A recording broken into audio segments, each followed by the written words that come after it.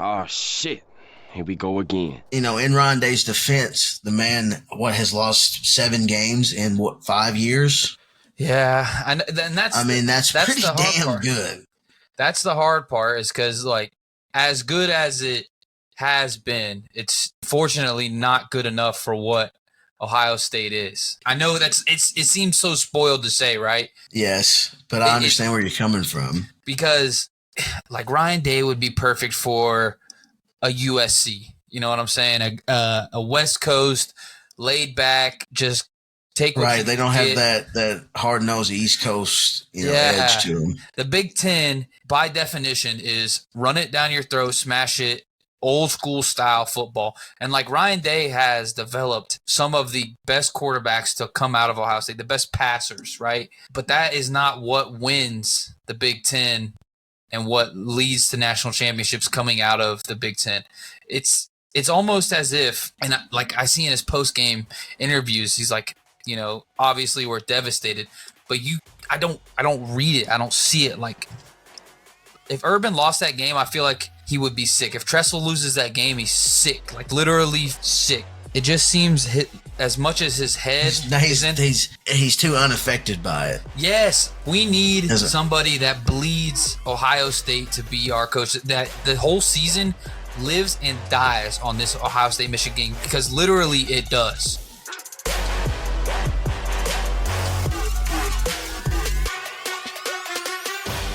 So much to talk about, such little time. Ladies and gentlemen, welcome back to this sad episode of Real Conversations with Cozy and Murph. Why is it sad, you may ask?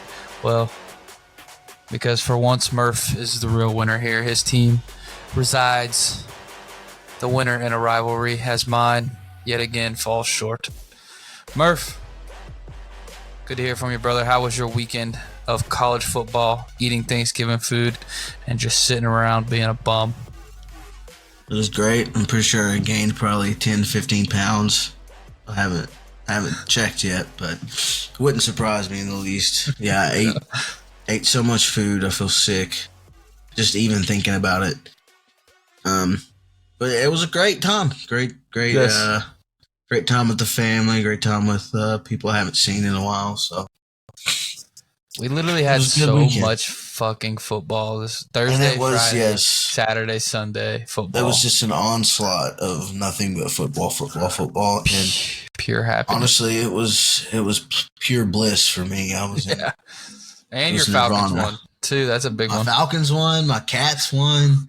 God damn, man! I mean, hey, we're up right now. Must be nice. Hey, just 1 week. That's all I'm asking for. Next week, we'll probably get absolutely destroyed. But as of right now, Atlanta, number 1 in the AFC South, or NFC South, rather. Take a run. And good for them. Hey, the playoffs started today, we'd be in. So that's beautiful. I'm happy for you. Let's give the people kind of a rundown of what we're talking about. College football, madness, rivalry week. We got a lot of good college football to talk about. Alabama, Ohio State, Michigan, what the college football playoff looks like, conference championships. A lot of good NFL football this past weekend, and the rivalries in their own right. Some madness at the wire for a lot of those NFL games, some young guns, divisional battles. A lot to talk about, ladies and gentlemen. We're going to dive right into it. I think what most people are looking forward to hearing us talk about is, 1, the Cats, 2, the Buckeyes. So let's start good. Let's start Cats. How about them fucking Kentucky Wildcats, son? Well, I got to give it to them. They did go out there and win a ball game, rivalry game. I expected them to get beat by at least. I thought Louisville would at least cover the 7.5, if not more. And all the way up until, about halfway through the third quarter, it was a 10-point game. So, everything felt like it was on track as far as, how I thought the game would go. And then all of a sudden, Cats start making some plays. Ray Davis had a hell of a game. He showed out. But man, Louisville had it in the bag and they just gave it away. And the Cats were finally able to capitalize on a team that's giving them a chance to win. Past couple of weeks, South Carolina was a bad loss. And, Mizzou, I'll bring it up. I brought it up before. But the Mizzou game really sticks out in my mind. So, it was good to finally see the Cats be able to end up on top finally for once, So, it was a very sloppy game. Yeah. I'll say.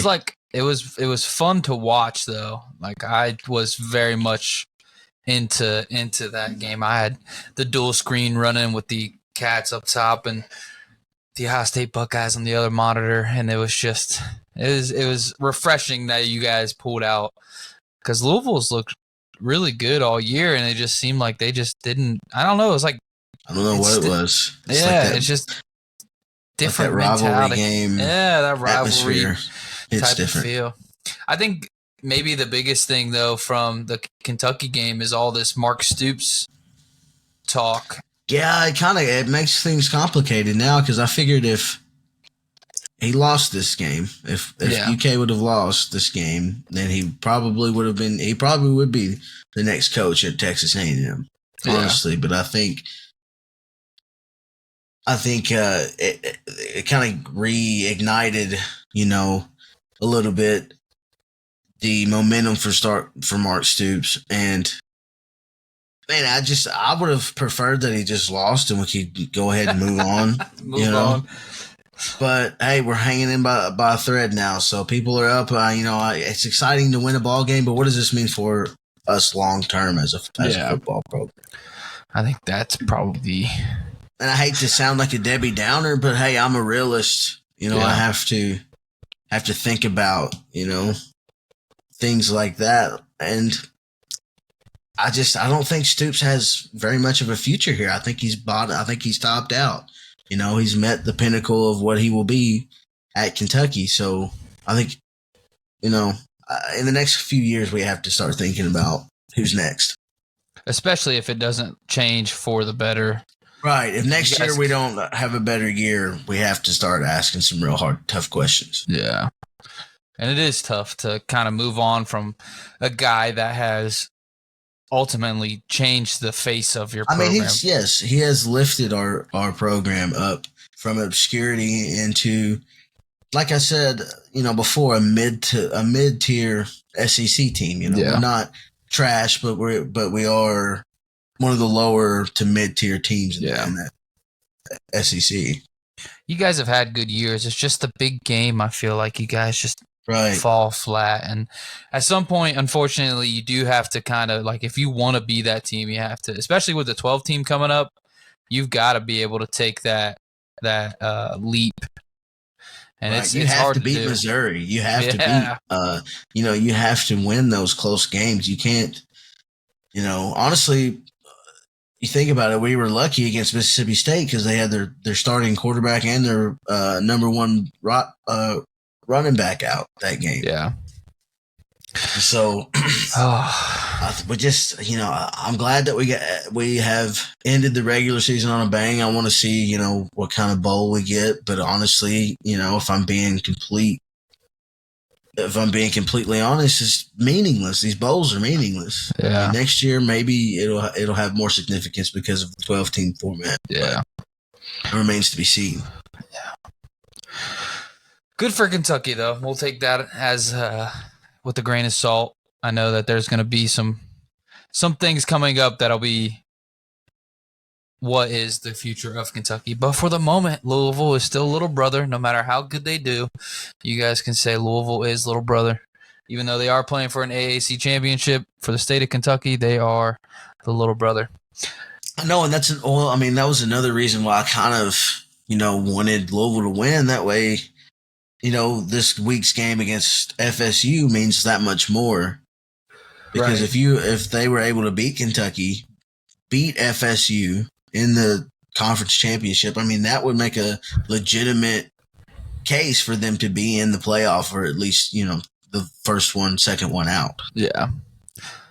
That'd be cool to have one of the Kentucky teams in the 4-team playoff. That would be pretty legit. And I know you have your blood against Louisville, but still, it's just cool to be I grew up not too far from here, and to see your state represented and on the biggest stage would be something. And I still think they're a good team. I just think anything can happen, and when you start playing your rivals and emotions start getting mixed in and stuff like that, which is the depressing realization of what is going on with Ohio State. I do think that is going to be hard for me to talk about. Perfect segue here. Hard for me to talk about because I have 3 years in a row faced the music, watched my Ohio State Buckeyes sadly find their way into the losers bracket. I know that in the past we've gotten into the playoffs, but it doesn't seem likely this year. I mean, you were in it last year. Yeah, that's what I'm saying. Honestly, you should have beat Georgia if Marvin Harrison doesn't go out of that game. Probably win that game. Yeah, that's the ifs and buts and all. If my aunt had nuts or whatever that saying is, ifs and buts and something. Anyways, it was. I'm sure the whole world watched the game. It was probably one of the most watched college football games of the year. And for sure. It was an electric game, but like I was telling you early on, it didn't feel like at any point at all Ohio State had any control in that game. It was basically Michigan got what they wanted when they wanted, and they Well, I think Ohio State's defense played well. Yeah. They gave up one, two, maybe three big plays, but I thought it was a very, both teams played great defensively. Where the problem came up with Ohio State is the turnovers. Yeah. With McCord, and I mean, hey, I'll give you credit. You've been saying it all year. McCord's going to be the downfall. I had Ohio State fans tell me that, well, a particular Ohio State fan told me that this team will go as McCord goes, and that proved to be true in this biggest stage of the year. So I think McCord needs another year of development, or you have to go out into the portal, whether it's the portal or bringing in somebody out of high school. Yeah. You're going to have to go out and find that quarterback. I mean, that's the one weak link, which is the biggest weak link you could have as a football team. That's Ohio State's one weakness, is their quarterback is not elite. Yeah. And I've been taking up for the guy all year, but I'll give you credit. I mean, that was the downfall. Yeah. What it came down to. We do have a good, one of the top rated quarterbacks in the country coming in next year. We still have Devin Brown. It's Air Noland or something like that coming in. He's supposed to be a 5-star quarterback. Supposed to be really, really good. But I know Devin Brown's got talent. I'm not upset with how Ohio State played at all. They played. It was a good game. Yeah, they played as well as I thought this Ohio State team could play. It was like a defensive battle, and as expected, we said it came down to McCord. My issue with this game is the conservative nature of Ryan Day. I feel like is what really it just triggers me almost. You watch for years, and I know, obviously, it's Michigan's eventually going to bounce back, take control of this, and I just want it to be back and forth. It can't be us 10 years, then 10 years. I mean, they are technically ahead. Yeah. In the head-to-head matchup, so it's just hard watching Ryan Day be as conservative and scared as he is. He seems scared, even on the sideline. They pan the cameras to him, and you can just I don't know how to explain it in a way that isn't bad. It doesn't look like he's got that killer mentality in him. He's afraid to pull the trigger on certain calls. I'll say this. He's not Urban Meyer. Yeah. Okay. He's not Urban Meyer, and I think a lot of Ohio State fans expect that type of, we're going to come in here, we're going to kick your ass, I don't care who you are. That was Urban Meyer. He was hard-nosed. He's like a hardball. Yeah. He's just a hard-nosed, get in your face, make you do the work type coach. And Ryan Day doesn't necessarily have that type of – he doesn't bring that type of energy. Right. And so yeah, I think there is kind of this false expectation of Ohio State fans of we need like a cold stone killer. But, in Ryan Day's defense, the man, has lost 7 games in 5 years? Yeah, and that's that's pretty the hard damn part. good. That's the hard part is because, like, as good as it has been, it's unfortunately not good enough for what Ohio State is. Like, I know it seems so spoiled to say, right? Yes, but I understand where you're coming from. Because, like, Ryan Day would be perfect for a USC. You know what I'm saying? A West Coast, laid back, just take what right. They don't have that hard nosed East Coast edge to them. The Big Ten, by definition, is run it down your throat, smash it, old school style football. And like Ryan Day has developed some of the best quarterbacks to come out of Ohio State, the best passers, right? But that is not what wins the Big Ten and what leads to national championships coming out of the Big Ten. It's almost as if, and like I see in his post-game interviews, he's like, obviously we're devastated, but I don't read it. I don't see it. Like, if Urban lost that game, I feel like he would be sick. If Tressel loses that game, he's sick. Like, literally, figuratively sick. Like, it just seems as much as his head he's too unaffected by it. Yes, like, we need somebody that bleeds Ohio State to be our coach. That the whole season lives and dies on this Ohio State Michigan, because literally it does. And maybe that goes into this next year and it doesn't matter as much, because realistically, we coming into a 12-team playoff. Ohio State Michigan could play 3 times in a year. We play the end of the year. We play conference champion, because they get rid of divisions once the 12-team comes in. There's no more divisions. We'll play in the championship game, and then we could potentially play in the playoffs again. That would be something to see. But doesn't that take away from what the game, or I guess you get a best of 3 series, by the time you play the 3rd game, everybody's quirks and things, and you got what was that championship game, Alabama and somebody, where it was like 9-6 for the BCS National Championship. And that's what you end up getting. And you probably get, the same with the LSUs and the Alabamas and stuff. It's like, as much as I'm excited for the 12 team and seeing the parity that's going to come along with it, I see that there's going to be some problems that come with it. All right, well, let's just look at it. If the 12-team playoff format was implemented this year, we would have Georgia, Michigan, Washington, Florida State, Oregon, Ohio State, Texas, Alabama, Missouri, Penn State, Ole Miss, and Oklahoma, with LSU, Arizona, and Louisville the first 3 out. So that sounds like a slate, man. I would love to see. It's gonna be fun. I would love to see a tournament style, single elimination, best of the best out of those 12 teams. I mean, that would be that'd be the best thing for college football, in my opinion. Just because we're getting the best of the best. It's not, linked to our conference anymore. It's, we're all, well, I guess it's linked in a way, like, this is how you represent our conference. Like, not only do you represent your school, but you represent the conference and how you play in the, because that's going to be a big talking point of it, is what conference had the best record coming out of the tournament, Yeah. And that's going to, it's just going to, I'm excited for it, honestly. I mean, the 14 format is okay, but I feel like the 12-team format is going to be even that much better. It's going to be, when do the rankings drop? The newest ones?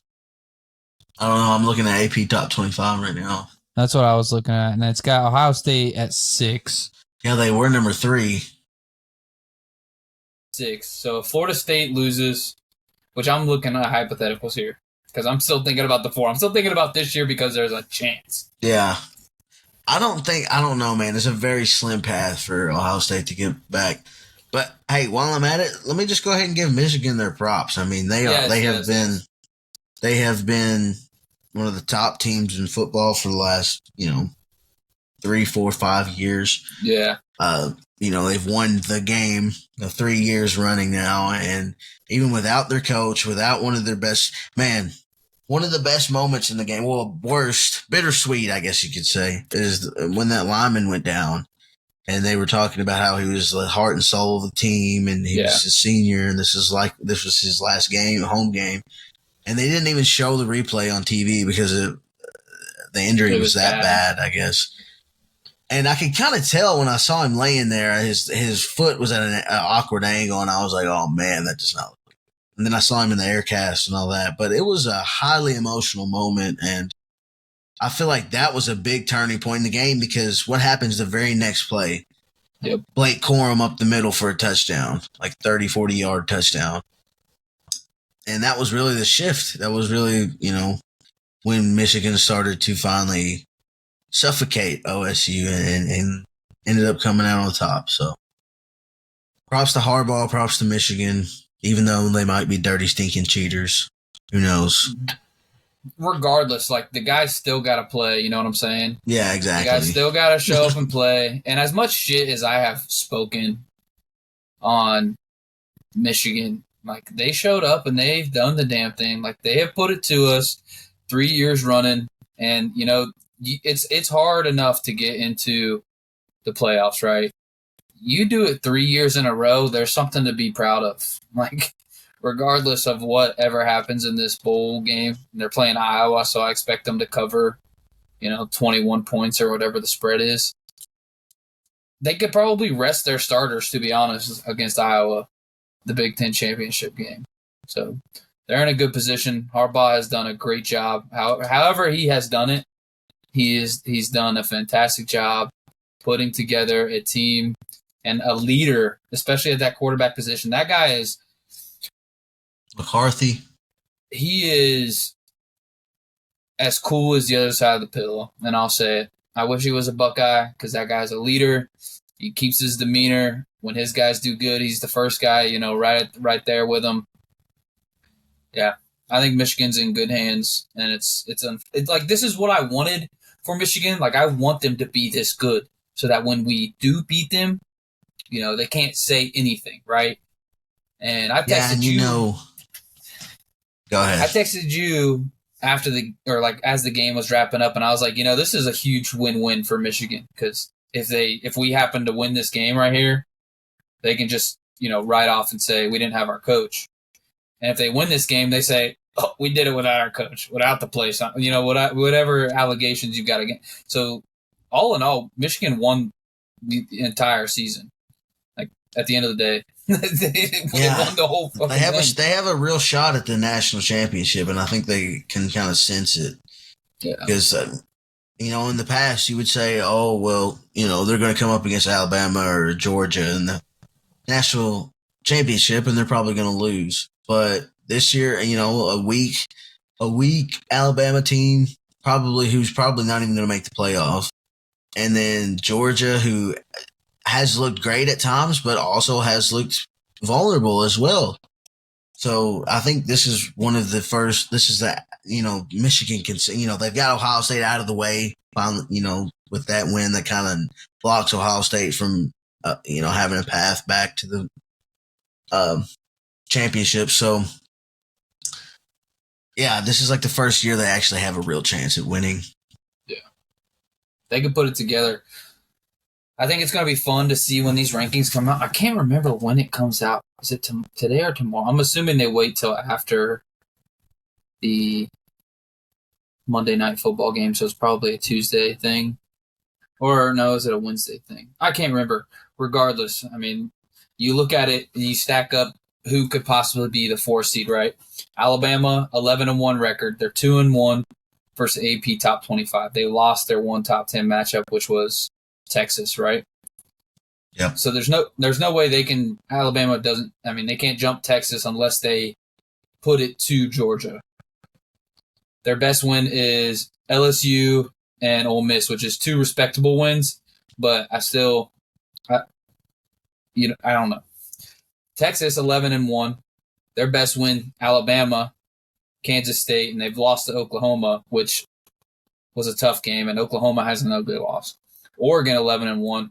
Their only losses to number 3 Washington, right? I think Washington or Oregon has the best record, and they get a rematch against Washington. If anything, I think Oregon and Washington, no matter the outcome of this game, should at this rate get it. If Oregon wins that game and they go 1-1, I think their resumes look better. But Ohio State, they beat Notre Dame, Penn State, and their 1 losses to potentially the best team in the country at Michigan. What says they don't get in? They probably have the best wins and the best loss. The best loss. You know what I'm saying? I don't know. It'd be a very narrow path. It's gonna be hard. I wouldn't want to be on that committee. I mean, you know what I'm saying? You can keep looking for the rest of this week, probably, but I'm gonna look for any excuse to get my hopes up. I'm telling you. I promise you, I will. Like any true fan would. All right, let's get on to the NFL. Yes. All right, we've been chit chatting for a minute on college football. The Bears and the Vikings are underway. Justin Fields has started the game. 10 of 10 passing the ball. I did start him in my fantasy. That's why I am letting you all know that, because I was between. I have Dobbs and Justin Fields, and I was between starting them for whatever I should do. Regardless, let's talk this last week, Murph. I am so far 11-4. You are 10-5, bringing our season total to 103-60. We're still waiting on the results of this game, obviously. First, and it looks like just initial take. It looks like Chicago. I don't know. It looks like they have a little zip on them tonight. So that's just some momentum. Early prediction. The first quarter is about to end right now. So yeah. Well, Justin Fields did get hurt in the Minnesota game earlier this year, so they don't really have much on Fields, right? So this could be a big Justin Fields game, and I feel like he's playing for, his life, and he's trying to prove himself. But let's start. Thursday, November 16th, November 23rd, Packers go into Detroit Thanksgiving Day, and the Lions lose again, 29-22. What you got on that game? Well, the Lions have taken a step back. Packers have taken a step forward. Yeah. Jared Goff seems to be in a kind of a midseason slump here, which is not a great time to be, not playing well. I think he'll bounce back, though. 330 yards, 2 touchdowns.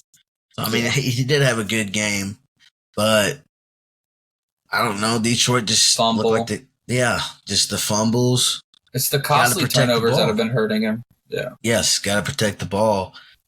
3 picks last week. Jordan Love has made, I'll say it again this week. He's made another, it seems like another step in his progression into being a quality starter in this league. I think I texted you that trade is paid off. I traded for him in fantasy. Yeah. And you were like, "Oh, Murph got robbed or whatever." Yeah, I was like, "Man, I had to have a quarterback." Yeah. So traded for Love. The past 2 weeks, he's got me over 20 points.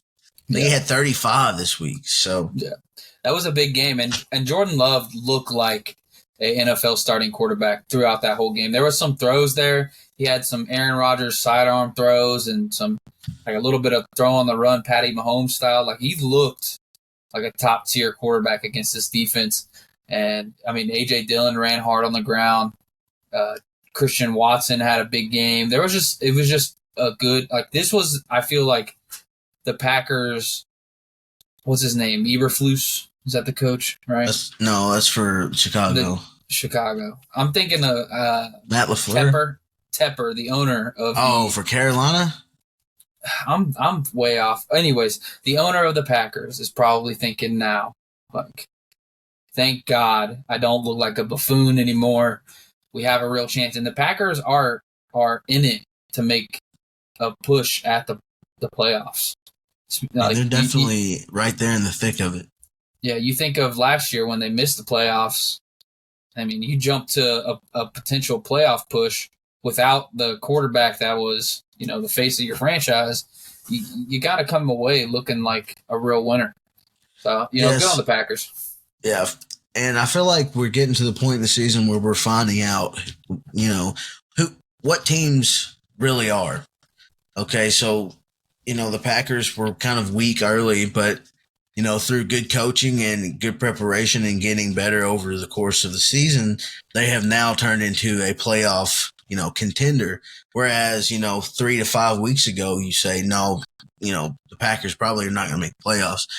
And it's that way with a lot of these teams. With Commanders, they're the exact opposite, where show some promise early, but then now they have faded away and are, I would say, considered one of the top, bottom 5 teams in the league, 6 teams in the league.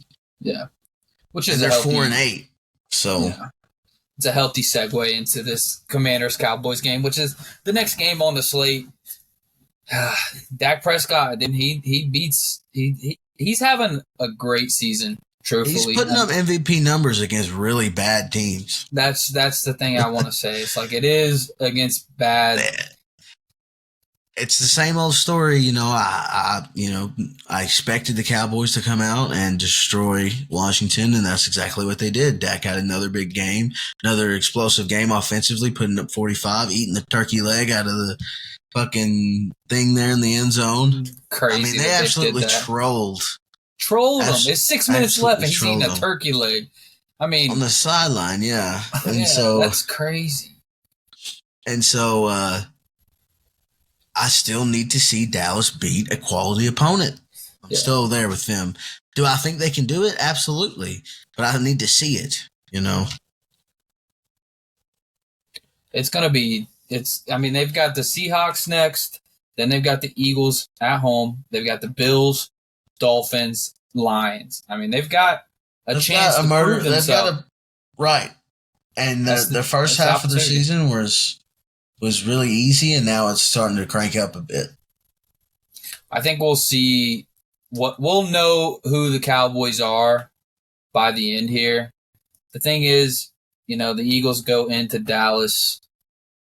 The Eagles have clinched the playoffs. I don't know. I mean, the Eagles got we'll look ahead later on, but they've got this. It could be the first team that they beat with a winning record. So we'll see what they got moving forward. All right. Speaking of Seahawks fall 13-31 to the 49ers at home. 49ers look again like a murderer's gauntlet. I don't even know the right words to really put on the 49ers. They look like the best team in football aside from Philly, and Philly has its own question marks. I just don't see any question marks with the 49ers at this moment. They definitely concern me. The Seahawks, they're moving in a direction that I don't really like. It seems like Geno's kind of falling apart. They're without Kenneth Walker. I feel for him. Yeah, I mean, it's hard for Geno to get anything going. The book is out on him. He panics under pressure. Yeah. If you watch him play, that's something I really have picked up on the last couple times I've watched Geno, is that whenever he feels any sort of pressure, he panics every time, and he takes sack after sack for because he just kind of shuts down. And I mean, the book is out on him, like I said, and teams know that you just crowd the box and you bring pressure, go man-to-man on the outside, and if he happens to get a gash play on us, we'll live with that. But, yeah, like you said, the 49ers, they are an absolute juggernaut, and they're probably the best team I've ever seen lose 3 games in a row. Yeah. Like, I don't know what that was all about. I don't know, they weren't healthy. Yeah. But, I mean, still, you should at least, losing 3 in a row, okay. But, now they're back. The last couple of weeks, they have come back with a show of force. Yeah. Just absolutely dominating their opponents. This was a divisional opponent. And so the win is even more impressive. I would put them number 2 in the NFC, right behind Philly. They're chasing Philly's butt right now because Philly's not really putting teams away. But San Fran is drowning people. But the only thing is, they did have that stretch right there, but it could be the same conversation for Philly if it wasn't for a couple plays here and there. I think they need to put a little bit of respect on possibly Christian McCaffrey for MVP. That needs to be. He's averaging a touchdown a game at this point. That needs to be a conversation. Yeah. That needs to be a campaign. I know that he's working in a great offense, honestly, but the dude is putting up legit MVP numbers. He's going to go for who else? Yes, who else is putting up this type of production on one of the best teams in the league? I guess you could argue Jalen Hurts. Yeah. But Jalen's had a few turnovers too many. I think Jalen is in the top 3 conversation. But if I had to pick a favorite, it should be McCaffrey. Yeah, when's the last time we've seen a back put up numbers like this? Right. Derrick Henry had the one huge season, but still he wasn't doing a touchdown or two. Titans weren't as dominant as the Niners, especially in the run game. The Niners are a more complete team than that team was. So, but I digress. Let's move on to the Friday game, which was the Dolphins taking care of the Jets at their home field. Dolphins 34-13, another scenario. I feel like the Dolphins and the Cowboys are the same team. They just beat bad teams and fail against the good ones. I don't know that Tua is completely healthy, but the Jets are probably the most beatable team besides the Panthers at this moment. So I didn't expect anything different than the outcome we got. It's just, I just need to see them beat a good team, right? They're going to make the playoffs. Right. They're going to win their division at this point, but are they going to be the first round out? You know what I'm saying?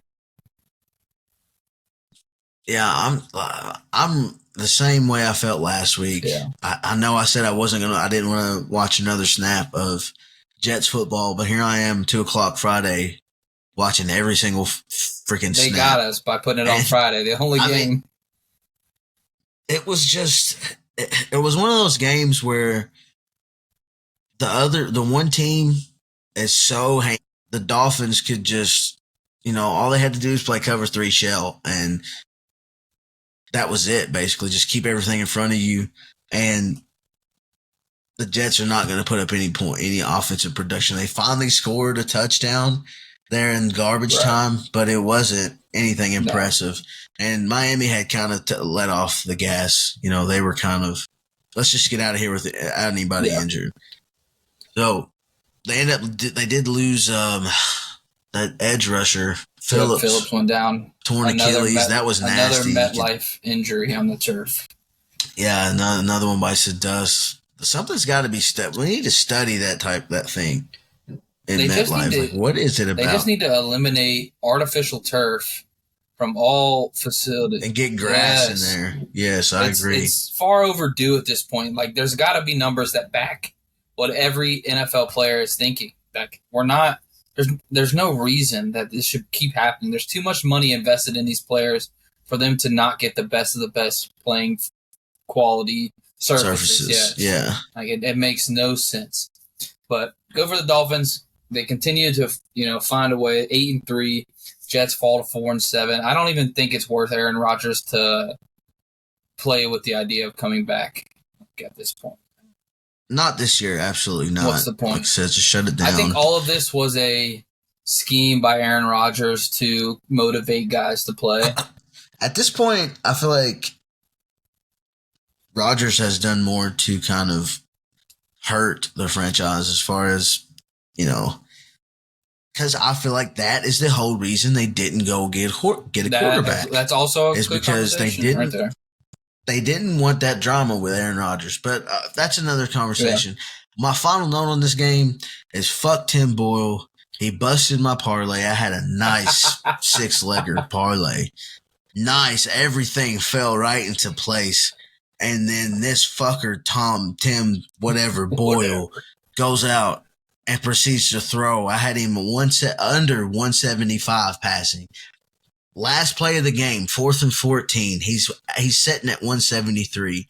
makes a meaningless completion, 6 yards, puts me over 175. Parlay busted. I could have won, like $200 off that. Screwed you. But that is the way of the gambler. So, you gotta, if you're gonna celebrate the wins, you gotta appreciate the losses. Yes, sir.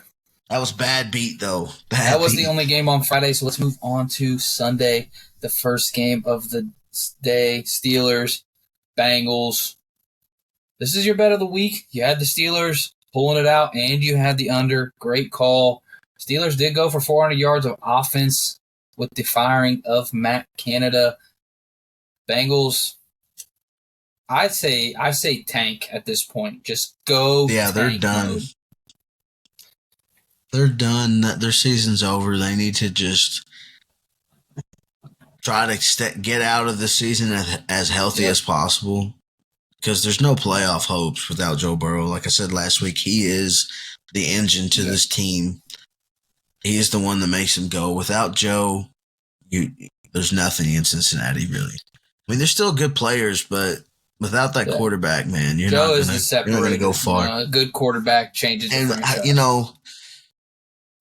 Nothing against the Browning kid that came in, but he just doesn't have it, It's hard to believe He's a backup that you for even a have reason. it. Like, you can believe in a guy, but there's a reason that, you've never heard this guy before this moment. It's only because he's played in this. Well, he did play. He did take Washington to the college football playoff, but there wasn't a lot of talk of him coming out of the draft. That was a good Washington team, but the Steelers, good for them. Najee Harris looked revived. Dude ran for 100 yards, and I ain't seen a Najee Harris line like that. And since Freiermuth had a big game. Got 100 yards. It was like they actually found the middle of the field. They didn't have to play bubble screens. Matt Canada sitting at home, he's probably the most pissed person on earth. I bet you right now he's like, I didn't want to coach him anyway. Yeah. But that's got to feel so bad. They haven't had a 400-yard game in 3 years, over 3 years. And then the game after you get fired, they have over 400 yards. Oh, my God. That's the worst. That's a revitalized team who is happy to be in this scenario. That's a playoff team. They're 7-4. You're not going to – nobody wants to play the Steelers. 7-4. In the playoffs. I think the Ravens are a good team, but they have their own issues. The Steelers are gritty, bro. They're going to find a way. They got a good defense. I know. TJ Watt is an animal. I mean, he's at the quarterback's face. I mean, he's a great player, but I think he's dirty. He is definitely dirty. He's a dirty-ass little player. I think that's just the Steeler vibe. They give me dirty. The vibe, yeah. I can see that. Let's talk about a fun game, though. The Jaguars-Texans, which was awesome all the way to the finish, came down to Mr. Amendola at the end, which he got waived today, which is a shame because he's been good for them. It's just he kicked it just maybe an inch short. You know what I'm saying? It would have gone in. I don't think that him missing that kick had anything to do with it, though. Really? I mean, I don't know how's he been. I don't know how he's been. But still, a 58-yarder, you can't hold that against a kicker. Stroud had a great game. He took him down the field with less than 2 minutes left. But the costly thing, I think the biggest thing is rookie mistake here. Stroud takes a sack at the end. Yeah. You'll have those, though. He took a sack at the end, stretched it out another 6 or 7 yards. That doesn't happen. Maybe, you never know. It's ifs and buts, right? But Trevor Lawrence had a good game. If I'm the Texans, I walk away from this very proud because you shouldn't be where you are at this very moment. You shouldn't be competing for the division. But they're still there. They're still in it, 6-5. I don't think anybody in the world thought the Texans were going to bounce like they are.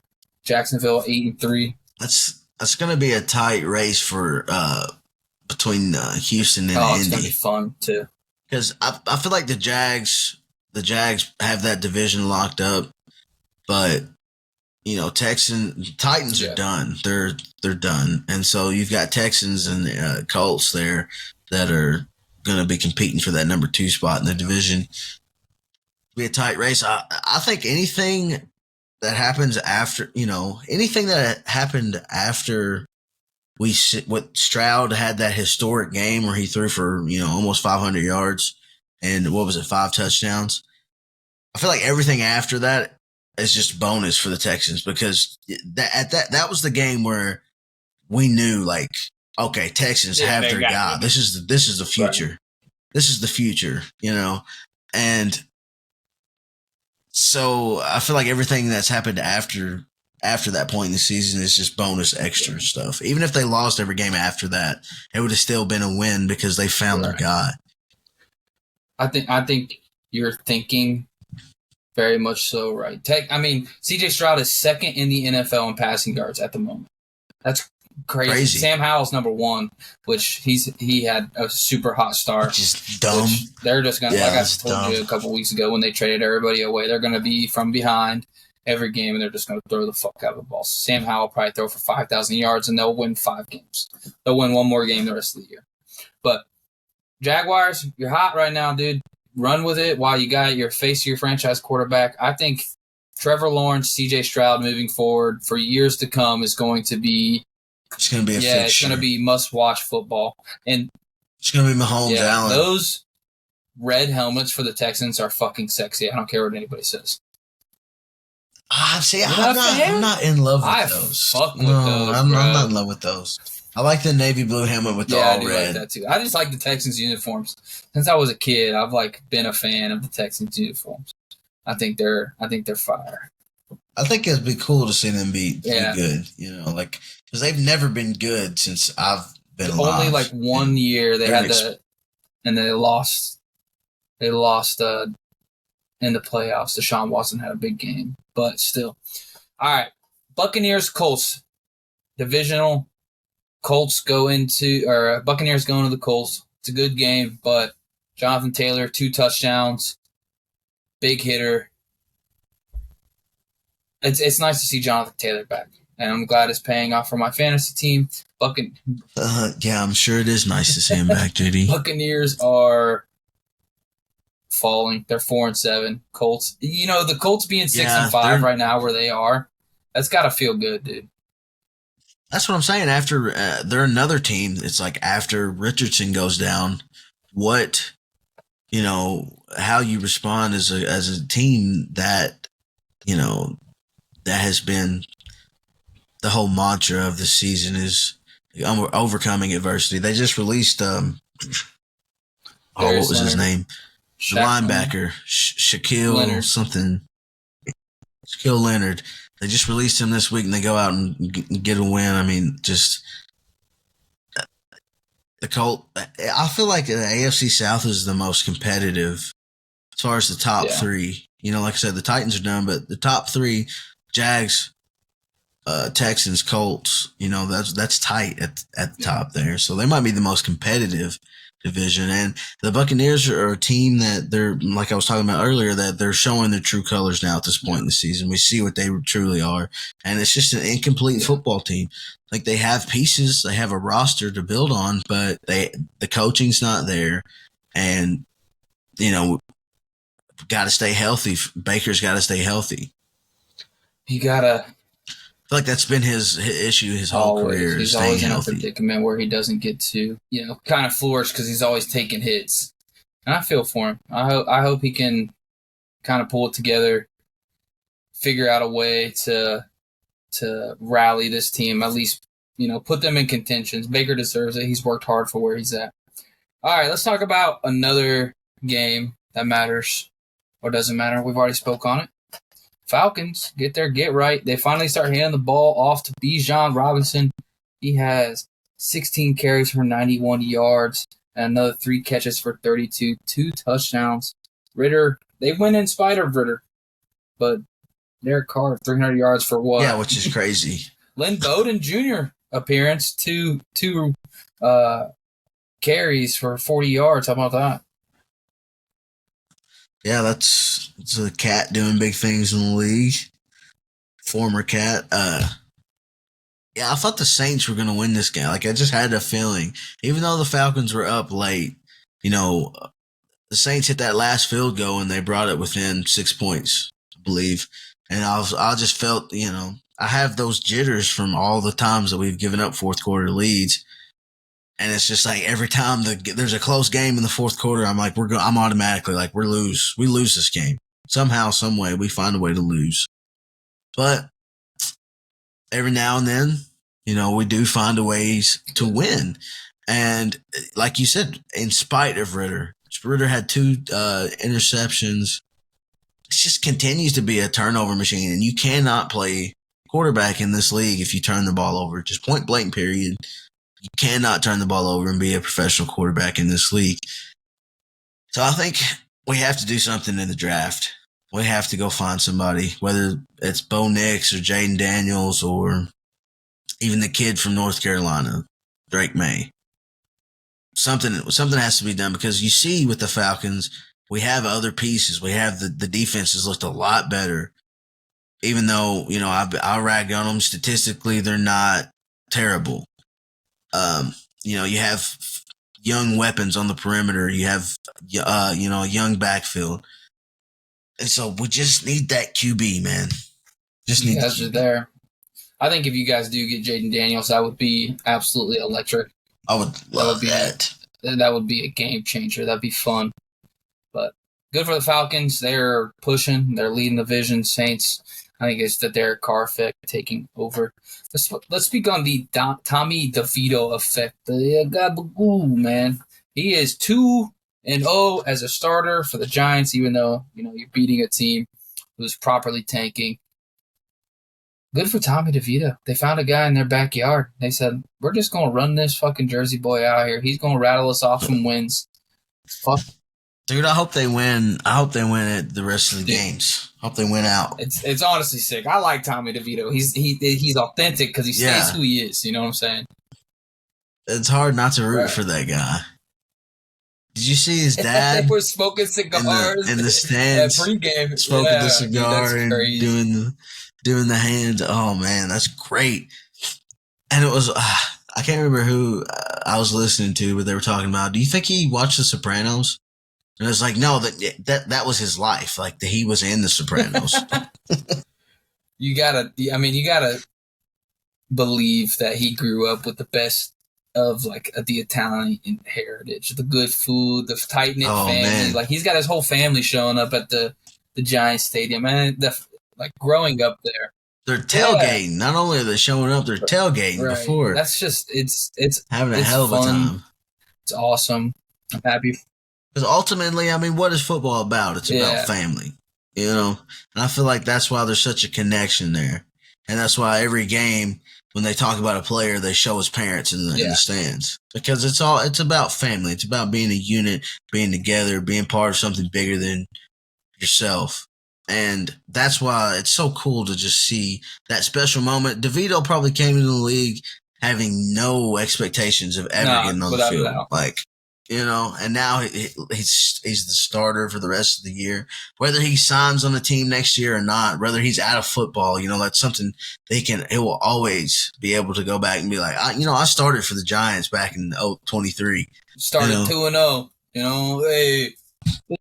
Oh, well, hey, what are you going to do, huh? Forget about it. Crazy, man. You wouldn't believe it unless you was there. The quarterback that they paid $100 million. I was better than him. I threw more touchdowns than him. They got me on the minimum. Crazy. Good for Tommy DeVito. I'm happy for him. All right. Patriots, though. Fuck. Bailey Zappi and Mac Jones. Mac Jones is probably the worst quarterback in the NFL at this moment. I think he's giving up. He just doesn't care. Fucks. He's like, fuck Bill Belichick. He's just going to go out. Yeah. Good for him, though, to be like, screw you guys. I'm done with this shit. I'm done with this Bill Belichick way. It's whack. Yeah, but the Patriots are tanking. They're trying to get a good draft pick for next year. They're trying to go get Caleb Williams. I think they're really, really pressing to get Caleb Williams. They're going to try and find a way to get him, whatever way they can. And I don't know if I want to see Caleb Williams in a Patriots jersey. That would make me sick. Oh, well. All right. Panthers, Titans. Panthers had a chance on the end of the game. Will Levis has a good game. He's now beaten the number 1 draft pick. He had to fall into the second round, but he gets his opportunity to get his revenge. The Panthers had a chance, but it's not enough. I mean, as good as the percentage looks good for Bryce Young, he just does not look. They fired Frank Reich today, and I think it's all but over. Everything, it's all over. Like, they don't have any. There's nothing left to talk. There's nothing to talk about with the Panthers. They suck.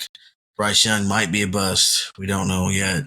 And as far as the Titans go, it's good to see your young draft pick, being able to win these games, even though, it might have been against a really inferior opponent, but, you still got to win the gimmies. So good for the Titans. It's just not really much to talk about with these two teams. Not much. Biggest takeaway is good for Will Levis, 18 of 28. Derrick Henry, 2 touchdowns. I'm glad to see he's still putting them out there. But like you said, bottom barrel, bottom feeders. This next game, though, is the Rams beating the Cardinals 37-14. Matthew Stafford, 4 touchdowns. Kyron Williams return, 16 carries for 143 yards. Kyler Murray has a good game, but it is not enough. The Rams found a way, even though we both took the Cardinals, we shit on the Rams, and they come out and fucking put it to the Cardinals. How the fuck? Maybe. Good bounce back for the Rams. Big bounce back. They looked good. I mean, they won last week. Don't get me wrong, they won last week, but it was good to come out and just pound an opponent like that. The Cardinals are 2-10. I think, like we've talked about before, they're just trying to trot out Kyler Murray and say, hey, look at what you can get with this guy. And, drive his trade value up. As far as the Rams go, I mean, they still have a chance to make the playoffs. I wouldn't count them completely out, but it's going to be tough. It is going to be. The Seahawks and the Niners. It's going to be tougher than I think people realize. But the Seahawks are falling. The Rams could find a way to push their way back into it. They just have to play really clean football in a tough division. Cardinals, they're just letting Kyler get his feet wet. I think the Cardinals will bounce back. I think they're going to have a good couple years coming up, no matter what they do. They're in prime position moving forward for what they're going to be. The next game is the Browns going to Denver. They're out there on the West Coast, but the Browns, without any hope, put up 12 points, losing to the Broncos 29-12. Broncos are hot, above 500, pulling themselves together. How about them Broncos, bro?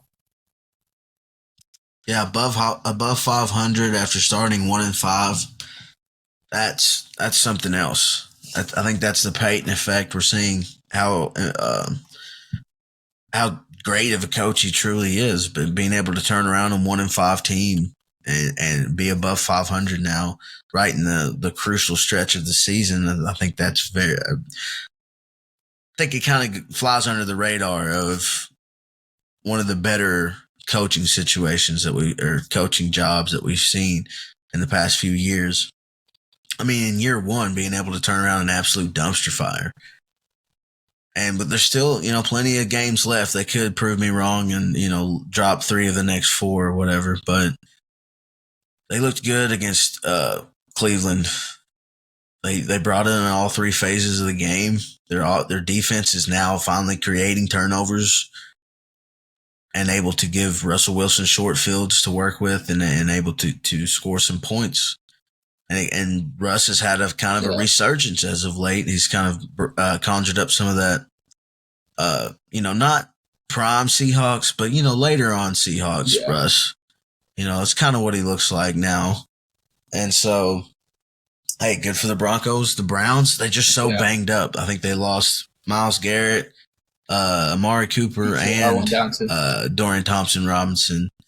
All 3 went out in that game, so they're just so banged up. They've already lost, Chubb. They've lost Deshaun Watson. At a certain point, it doesn't matter how good your defense is. If your whole entire offensive roster is hurt, you're not going to be able to win. It's just so it sucks for the Browns because they actually have a really good team. They just can't stay healthy. Not for the likes of him. Russell Wilson has 2,200 yards passing. He has 20 touchdowns and only 4 interceptions so far this season, which is very impressive. Very impressive. Actually, I didn't realize his stats were that decent. I mean, 1,200 or 2,200 yards isn't that impressive, but the 20 to 4 is doing well. Which the Broncos still got a ways to go, but they're definitely in the hunt, which is better than what we thought with them being at 1-5. It's definitely a huge turnaround. You can put Sean Payton in the Coach of the Year conversation. There's a lot. That's going to be a tough conversation too. Is the Coach of the Year conversation? I think. Yeah. I think. All right. We have the Kansas City Chiefs going to Vegas and putting it on the Raiders. I know you texted me and said Aiden O'Connell looked good. He did 23 of 33 for 248 and a touchdown. Josh Jacobs, a huge game. It's just not enough. The Chiefs get right. Yeah. Yeah, the Chiefs came in fired up, ready to go, ready to, shut up all the haters, all the doubters. They finally come alive in the second half, scoring 17. After, the previous 3 games, they hadn't scored any points in the second half. They could come out and score 17 in the second half, so it's good to see. The Raiders hopped out to a 14-0 lead early, and I was thinking, man, the Chiefs could be in trouble. But, Patrick Mahomes was able to work his magic and, was able to put up points, and the defense did its thing and holding only 3 points in the second half for Las Vegas. So, like you said, big get-right game for the Chiefs. I think the Raiders might have found a coach, though. I think they did. They need to keep this team. I think they found a guy that the team actually wants to play for finally. And, they have something to build this coaching staff around now instead of signing some dude, some John Gruden or Josh McDaniels to all this money. You can, which they should have done with Bisaccia. I think they're really kicking themselves for not signing Rich Bisaccia after he took over for Gruden. Because that team did make the playoffs that year. That Gruden got suspended. So I think they're not going to make the same mistake twice. They've got a good interim coach right now, and I think they're going to try to, build something around that. I think they're in good position. I think the Raiders move. Finally looking up for the Raiders for once. It's good. Good on them. Good on the Raiders figuring it out. Chiefs back on track. Mahomes look good. Pacheco looks good. Kelsey back on track. There's not too much to say. The Chiefs are the Chiefs. The Raiders, good for them. Let's talk Bills going to Philly. Overtime thriller. Josh Allen has a fantastic game. Down to the end, down to the wire. Jalen Hurts and the boys find a way to get it done. Jalen Hurts, 200 yards, 3 touchdowns, and interception. DeAndre Swift, a big game in the backfield. Jalen Hurts, a big game on the ground. I mean, he accounted for 5 touchdowns, 2 rushing touchdowns, especially the overtime one.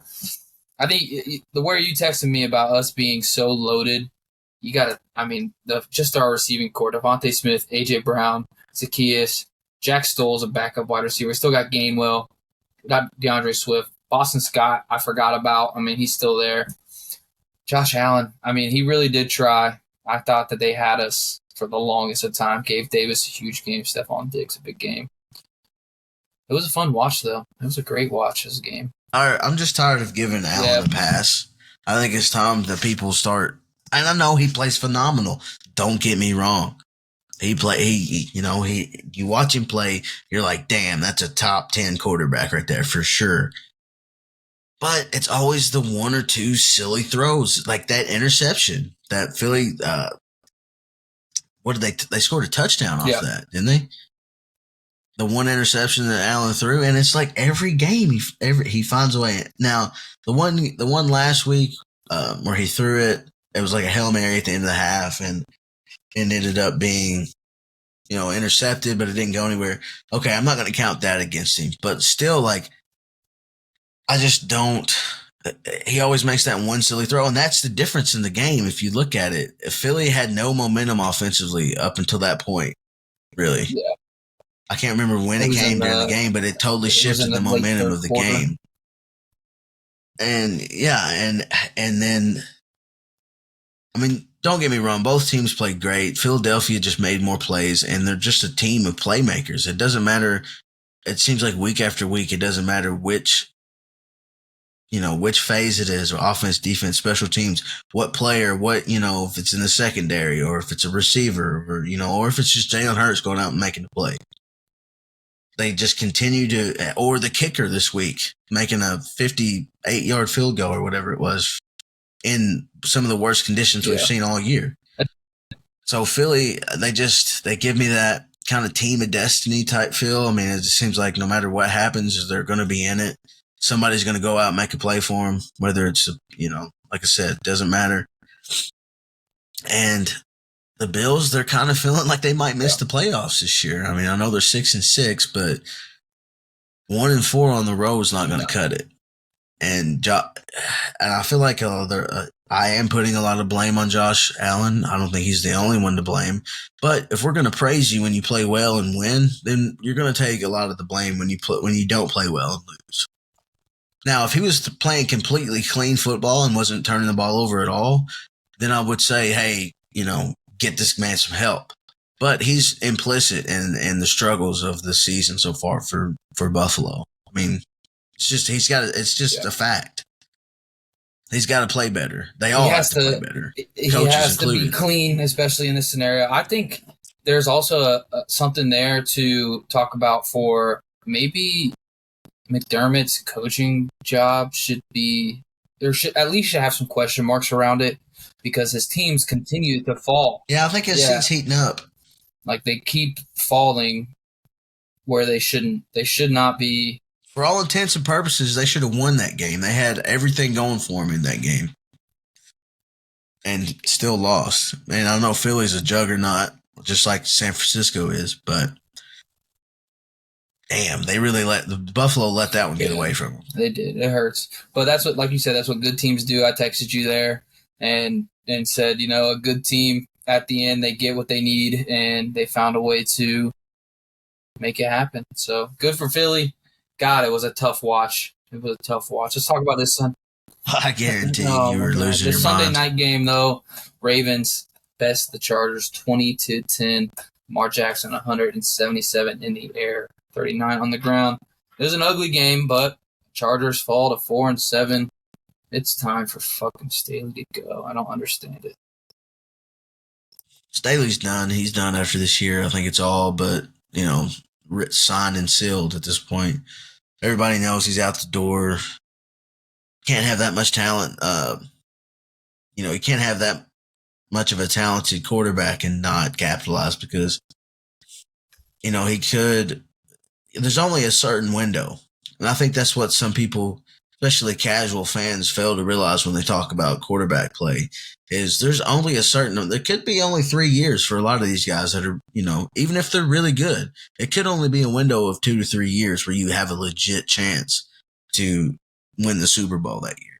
So, every year the stakes get higher and higher when it comes to Justin Herbert. And if you're that ownership, you have to make a move, man. The writing's on the wall. And as far as Baltimore goes, they did not look great. It was a close game all the way up to the very end. And that offense looks totally different without Mark Andrews. And so they're still searching to fill that hole that Mark Andrews injury created. And Isaiah Likely looks good, but it's just not he doesn't put up the same numbers.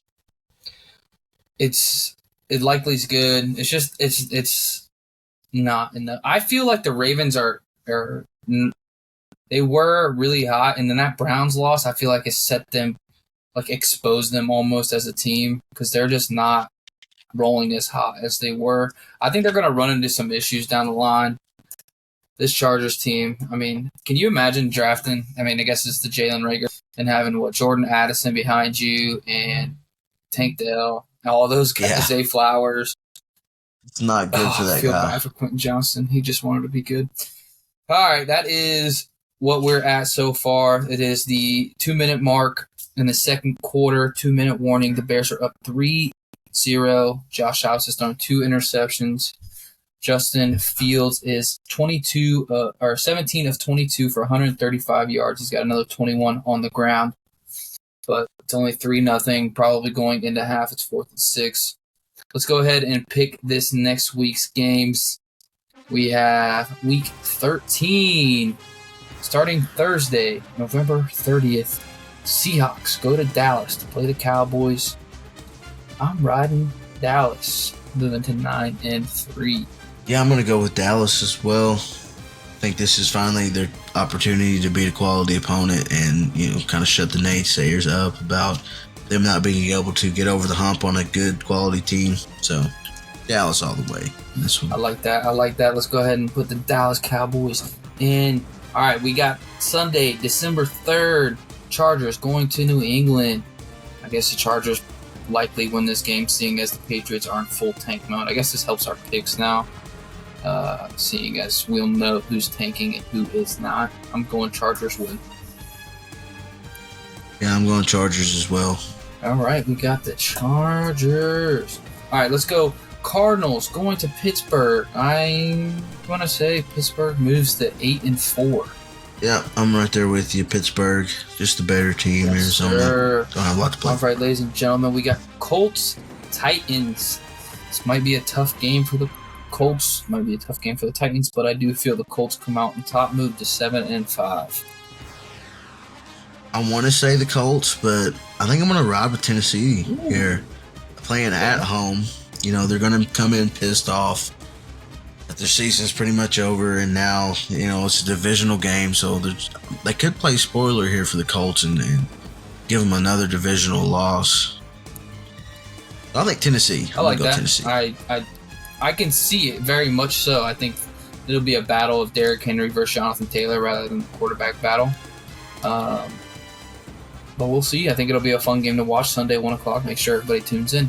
All right, another 1 o'clock game. We have Broncos going to Houston to play the Texans. A battle of the 6-5s. Ooh. I think the Broncos are reeling, but they're going to fall short. Texans, I don't know, because this could be, that last game could be a demoralizer almost from... I'm going with Houston here. I think I legit think right now they're just I know Denver's won 5 in a row. They're white hot right now. But man, I think Houston pulls it off at home. I like the Texans here. I'm going to take the Texans. They got Dameon Pierce back. I'm going to take the Texans. All right. We have the Lions going to New Orleans to play the Saints. Do you have the Lions getting it right? Get it right. I don't know, man. It kind of feels kind of shaky with Detroit. It is definitely a shaky. But New Orleans looked like dog shit against Atlanta, so I think I'm going to ride Detroit here. I think they're able to maybe get right in this situation, get some of their struggles straightened out. Man, this is kind of tough for me because Carr just threw for 300 against a tough team. Right, but they didn't put up any points. So. True. All right, I'm going Lions here. Going Lions. It was all field goals for New Orleans. I'm gonna take the Lions here. Falcons going to the Jets. I'm going to take the Falcons because Temple is not going to get that. Yeah, I'm taking the Falcons move to as well. 6-6 to keep control of that division. All right, Dolphins going to Washington to play the Commanders. I got Dolphins here. I think this will be an electric throwing game. I think this might be a touchdown. I think if Miami wants to be considered a legit contender to at least get to the championship or AFC championship or maybe go to the Super Bowl, this is a game you have to win if you're Miami. You have to win. This is a must. Well, I don't say must win, but it goes a long way if you win this game for me to think you're legit. You know, just as the I don't know where I was going with that, but yeah, Miami has to win this game. Contender that they should be. I see what you're saying. Miami needs to come out on top. I got Miami here. All right, we have the Panthers rolling into Tampa Bay to play the Buccaneers. Who you got?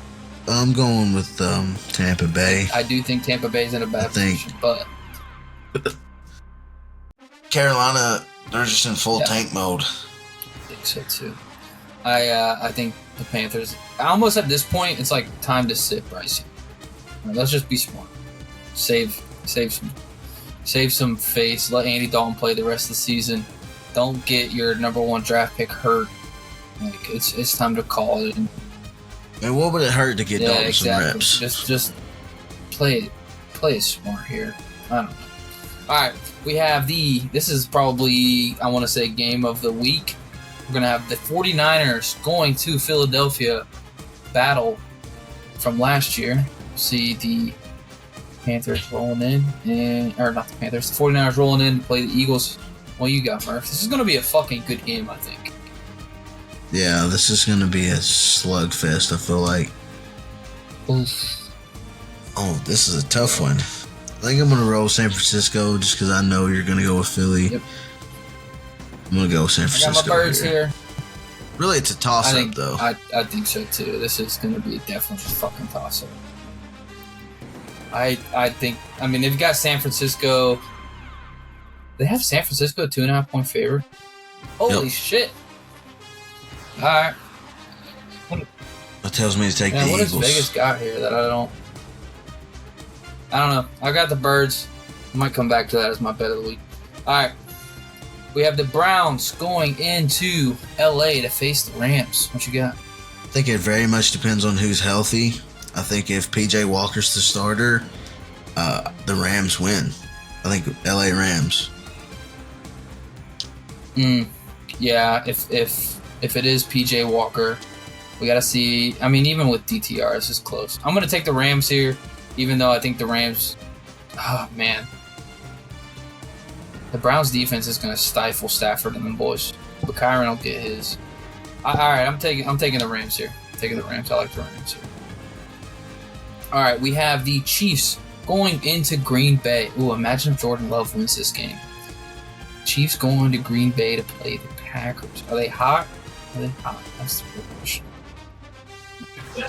I can't bet against Kansas City. I can't either. I'm gonna go ahead and take the Chiefs as well. I like this game. I could see the Packers covering that 6.5 very easily. Oh yeah, for sure. It'll be tough. It'll be a good game to watch. I think it's better than people expect. It's got that Sunday night slate, so I would definitely be all eyes on the lookout for that. All right, we have Monday, December 4th, the Bengals facing the Jaguars. With Jake Browning, the Jaguars moved to 9-3, so I even think they cover that 8-point spread. Yeah, Cincinnati's done. They've backed it in. Hurts. Yep, it hurts, but Jacksonville's got this one in the bag, I think. All right, Murph, your bet of the week. What are you feeling? What are you looking at? What do you want? Tough. Well, I know you said you thought about putting Philly in there. That's a good one. I really like Packers plus 6.5 at home against Kansas City. I think that's one to think about. I would probably take the over in that game. But my official bet of the week, I think I'm going to take Atlanta -3. Atlanta -3 on the road at MetLife. I think they can conjure up enough offense to cover that, but it's going to be a low-scoring game. The over/under is only 34.5, so I think I kind of have to take the over here. Even though I don't know the Jets will score a touchdown, but the Falcons could not score a touchdown either. So I think it'll be a game of field goals because, Younghoe Koo, he's probably the best kicker right now because Justin Tucker missing a field goal. Did you see that? That's crazy. Like a 40-yarder, something he always Younghoe Koo is. the highest field He's like the field goal leader. percentage of all time right now. Yeah, because Justin Tucker missed that. So I think it'll be a game of field goals. I think Atlanta will be able to pull off enough cover 3. So, no bet of the week. Yes, sir. I am gonna ride this Eagles line. I think this is a push at best, at worst, whatever you want to say. This is going. I mean, to give San. I mean, I guess you can see San Fran winning by a field goal, but Eagles, we are without Goddard, which hurts us a lot, especially on the edges. That makes me really nervous. And we have played a gauntlet. At some point, you know, I mean, it's a tough season. We're playing a tough stretch right now. So I'm almost talking myself out of it.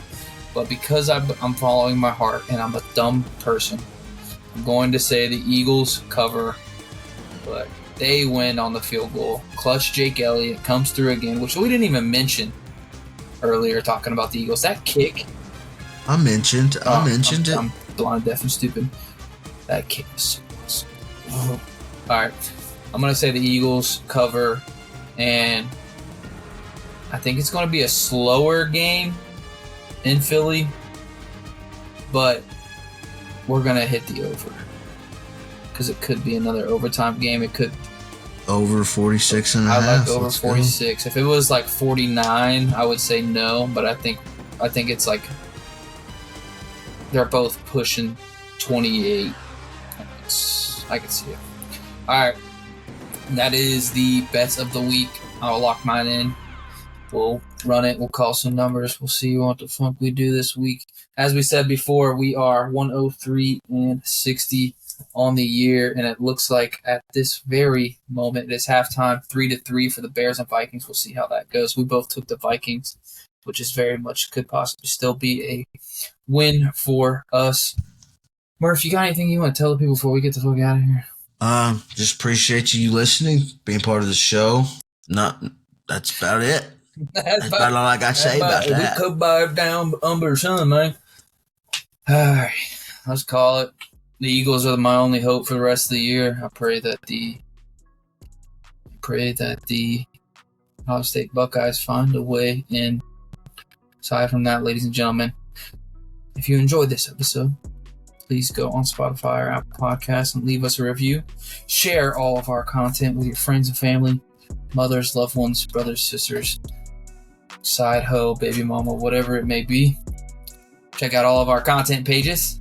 And with that, I bid you adieu. Peace.